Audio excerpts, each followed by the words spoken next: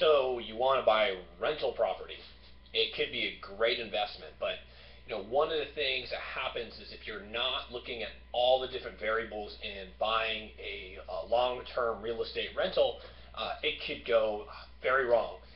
What you do not want to do is you do not want to look at your cost in terms of what you're initially paying for the home.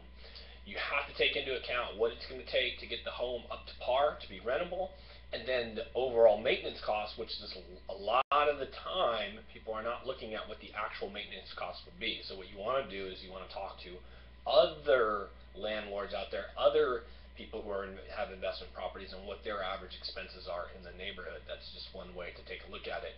The other thing is that if you have a bad tenant, what it's going to take to get the property back to its original rentable state. So that could be anywhere from $5,000 to $10,000 depending on the type of property. So keeping that into account. Do you have the cash flow to handle that type of a situation? Also, another thing you don't want to do is you don't want to think that your income is based on just what you're taking cash flow in, because again, you have those expenses. So really the other thing is, well, there's a great tax benefits. It's a write-off. This is a common misinterpretation by a lot of people who've never bought an investment property before. There are limitations. You want to talk to a CPA, of course, but there are usually limitations to what you can write off on an investment property.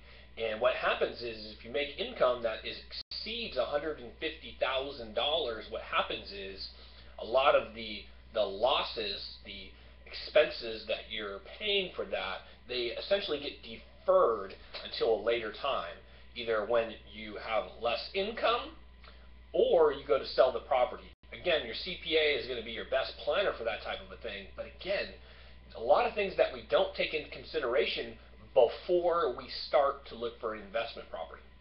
So really understanding your financials and your long-term plans, what you want to do. Is this a retirement vehicle? Do you want to rent it for 5 years? What's your why? A lot of things to consider, but hopefully that gives you a little bit to chew on.